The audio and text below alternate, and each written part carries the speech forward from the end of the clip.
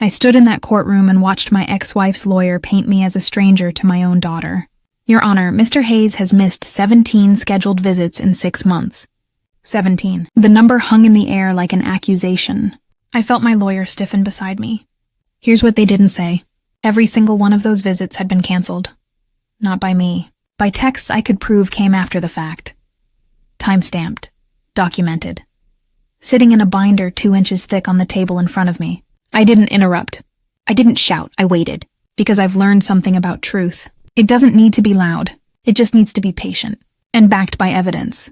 This is the story of how I almost lost my daughter to a system that believed the first story it heard, and how I made sure it heard the second. Megan and I divorced 3 years ago. It was painful but civil. We agreed on joint custody of our daughter Emma, who was 5 at the time. For the first year it worked. I had her every other weekend and Wednesday nights. We'd make pancakes, do homework, watch her favorite cartoons on repeat until I knew every line.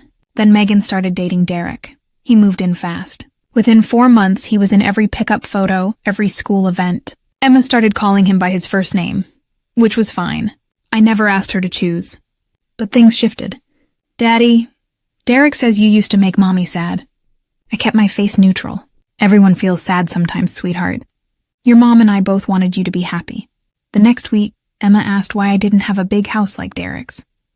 The week after, why I worked so much. Small questions. Planted questions. I didn't blame Emma, she was 7, but I started keeping notes. Where are you watching from and what time is it there? Drop a comment. I read everyone. I didn't know yet that those notes would become the foundation of my case. I just knew something was changing. And I wanted proof I wasn't imagining it. 6 months before the hearing, the cancellations started. A text would come in Thursday night. Emma has a fever. Better skip this weekend. I'd offer to pick her up anyway, bring soup, help out. No need. Derek's got it covered. 2 weeks later, she has a birthday party on Saturday. She really wants to go. I can take her to the party, I'd reply. It's already handled. I started screenshotting everything. The texts, the timestamps, the tone, then came the bigger moves. Megan enrolled Emma in a new school. Across town, closer to Derek's office. She didn't tell me until the first day had already happened. It's a better district, she said on the phone. You'll still get your weekends. Except I didn't, because now Wednesday nights were too disruptive with the longer commute. And every other weekend became every third because of Emma's new soccer schedule, a schedule I wasn't consulted on, or even sent. I asked Emma about soccer. Do you like it? She shrugged. Derek coaches. He says I'm getting really good. I went to a game, unannounced. I stood on the far side of the field and watched my daughter play a sport I didn't know she'd started. Derek saw me. He didn't wave. The next week I got a lawyer's letter. Megan was filing for a custody modification. The petition claimed I was emotionally unavailable and inconsistent. It cited the missed visits, the lack of involvement in school decisions, my failure to engage with Emma's extracurricular growth. Every accusation was built on a fact I couldn't deny. I had missed visits. I wasn't involved in the school choice. I didn't know about soccer, but context is everything. I hired a lawyer. Sharon was in her 50s, sharp as broken glass, and she didn't sugarcoat it. They're building a narrative, she said. You're the absent father. She's the stable parent. Derek's the bonus dad who stepped up. If we go in without counter-evidence, you'll lose overnights. Maybe more. I have texts, I said. Good. What else? I showed her my notes. Dates, times, every change in schedule. Every canceled visit with the reason given. Every request I'd made to stay involved. Sharon leaned back. This is better than most clients bring me. But we need more. We need to show intent. That's when she said the word that made my stomach drop. Alienation. Parental alienation. It's hard to prove and judges hate accusations of it. But if we can document a pattern, deliberate interference with your relationship, we have a shot. I thought about Emma asking why I made Mommy sad. About the birthday party I wasn't allowed to attend. About standing alone on a soccer field watching my daughter look past me. Let's document it, I said. Sharon hired a forensic tech consultant. His job was simple. Verify the metadata on every text message, email, and calendar change. It took him 9 days. What he found was a pattern. 13 of the 17 missed visits had been canceled by Megan within 24 hours of the scheduled pickup. 4 of those cancellations came after I was already on the road. But here's the detail that changed everything. 11 of the cancellation texts were sent from an IP address that didn't match Megan's phone. They matched Derek's home network. Sharon walked me through the report like she was defusing a bomb. This doesn't prove he typed the messages, but it proves her phone was at his location when they were sent, and it establishes a timeline that contradicts her claim that you were simply unreliable. We had more. The school enrollment form, signed electronically, had been submitted on a day Megan was out of state for work. The metadata showed the signature came from the same IP. Derek's. I stared at the report. He forged her signature? We don't make that accusation in court, Sharon said. We present the data. We let the judge wonder.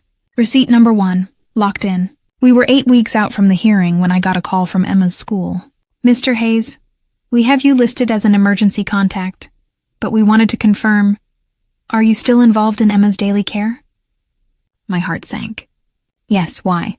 We received a request to remove you from pickup authorization. We wanted to verify before processing. The request had come from Megan. It cited safety concerns. There had been no incident, no argument, nothing that would justify the word safety. I conferenced Sharon immediately. She didn't raise her voice, but I heard the shift. This is escalation. They know you're building a case, and they're trying to box you out completely before the hearing. We need to file an emergency motion. We did.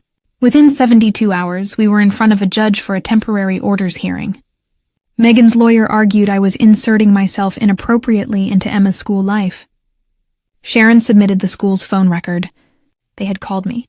I hadn't inserted anything. The judge denied the removal request. My access stayed intact, but the message was clear. This wasn't going to be settled quietly. If you're finding this story familiar, hit that subscribe button. You're not alone, and neither was I. Sharon brought in a child psychologist who specialized in custody evaluations. Dr. Patel spent 4 hours with Emma over 2 sessions. She also interviewed me, Megan, and, at Sharon's insistence, Derek. I won't lie. The sessions were hard. Emma was polite with me. Careful. She answered questions like she was taking a test. When Dr. Patel asked her about our weekend routines, Emma said, "We watch TV, I guess."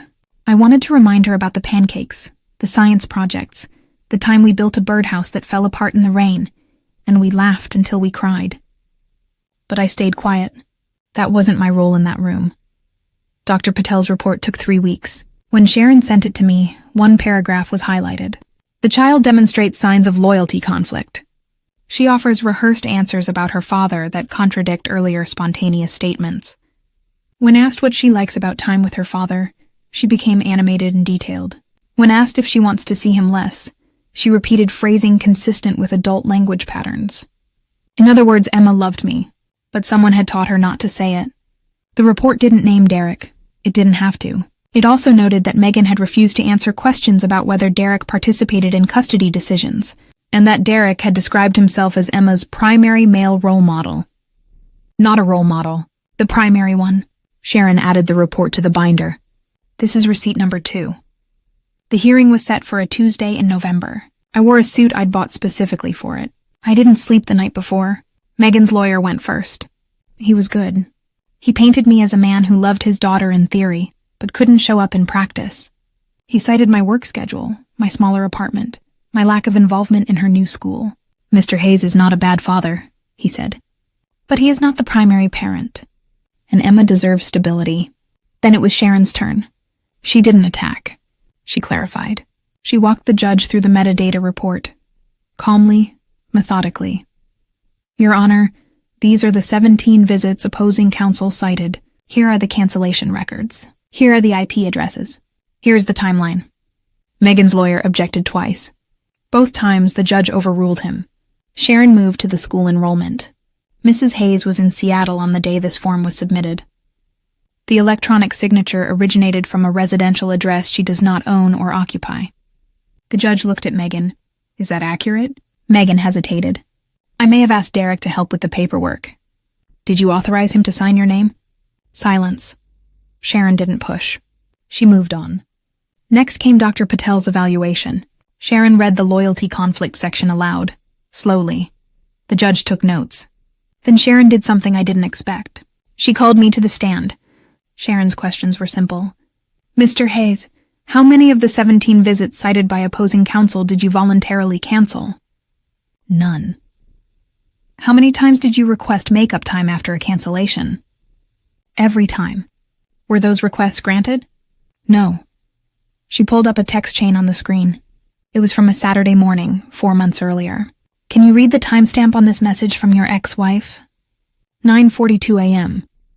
And what does it say? Emma's not feeling well. Let's skip today. What time were you supposed to pick Emma up? 10 a.m. Were you already on the road? Yes, I was 6 minutes from the house. Sharon pulled up another text. And what does this one say? I read it aloud. Actually, she's fine. Derek took her to breakfast.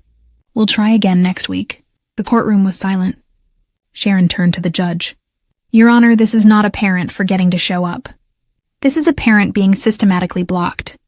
Megan's lawyer stood. Objection. Counsel is testifying. Sustained. Move on, Miss Sharon. She nodded. Mr. Hayes, do you love your daughter? Yes. Do you want to be in her life? Yes. If granted custody time, will you show up? Every single time. Sharon sat down. Megan's lawyer cross-examined me for 20 minutes. He asked about my work hours, my living space, my lack of involvement in soccer. I answered honestly. I worked full-time. My apartment had 2 bedrooms. I hadn't known about soccer until it was already in motion. He sat down looking satisfied. Then the judge asked his own question.